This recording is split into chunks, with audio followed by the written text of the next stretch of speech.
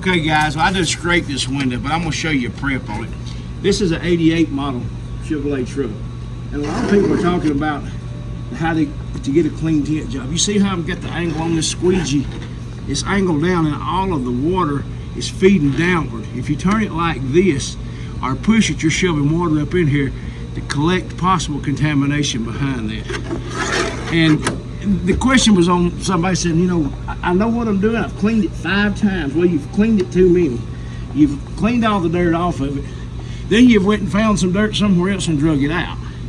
Now, I'm never taking this squeegee off the window. This is called contamination control. I'm keeping all the contamination down at the bottom, and every bit of it is right here behind the driver's head, where they're most likely not to see it at all. Not a microfiber. This is a glass cleaning rag. Go around your edge, wipe the panel and everything. Do not bump this and do not disturb the headliner. You do that. We picked it all up. Now, I'm only going to miss some water like this down here at the bottom. Most people will take a tank, and the tank is useless on the car. I don't care who sells them, who makes them. There's a lot of money being made off of them.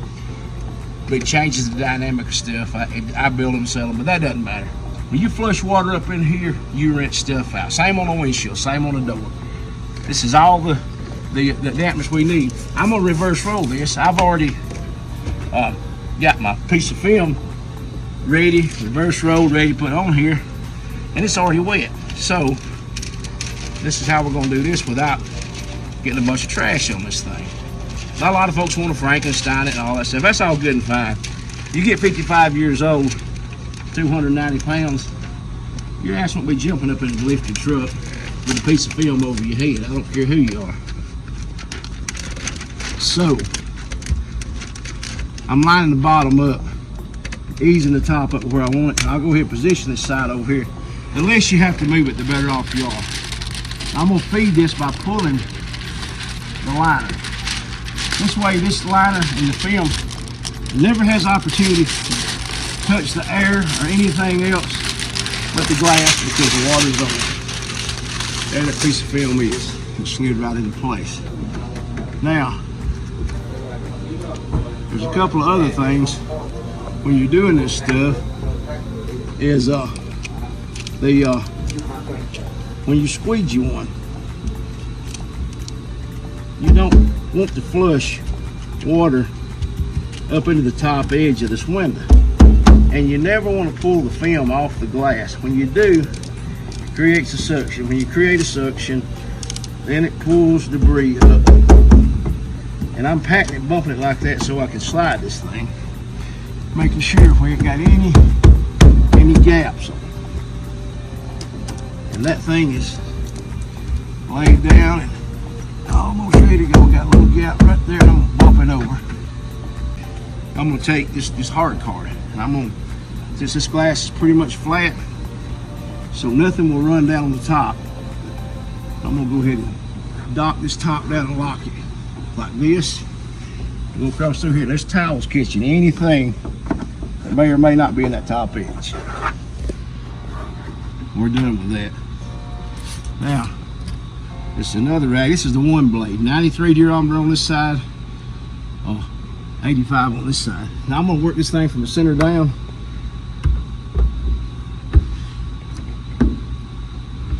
I don't want to run it sideways. I want it to go straight down, because I don't want to cause any wrinkles or puckers that I don't need in there. Now as I'm going this way, you can see how that sort of radius is. I'll turn it this way, bring it right over here, go straight down with it. Now a lot of people argue that squeegeeing technique doesn't matter. It really matters more than anything. You're controlling the contamination with your squeegee. It's like having racing tires on your car and say the steering wheel don't matter. Well, get your race car and put a set of handlebars off a motorcycle on it, see if it matters. It does. Now this vehicle has got a lot of acid rain on it, but we can't fix that. Let me say, we can fix it, but they're not paying us to fix that. Collect all the moisture after you've squeegeed it. And just a little bit right here on the bottom. I still got my card wrapped.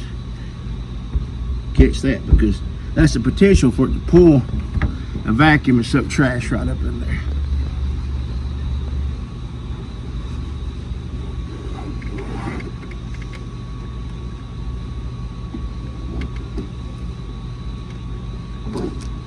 And that's how you do a trash-free install.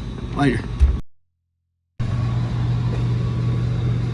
This is how you do these with no trash, by using minimal water. I showed you guys on the back window. I've showed videos on these doors before. You can see the acid rain in this window. I ain't gonna say there's nothing we can do about it. We're just not gonna do it. We got 5 or 6 cars to do today. But I felt the need to show you guys this video for those folks that need that little bit of help. It's just acid rain. This window is 100% trash free. If there's ever been a perfect back window done on one of these trucks, this is gonna be the one. I'm sort of proud of it. Hell, that took me this many years to get where I could do them. Just kidding, but anyway, there's no such thing as a perfect window. But this truck's got a little overspray on too. They've had it painted.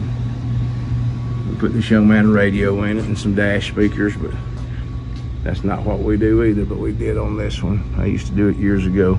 But nonetheless, that's how you do these.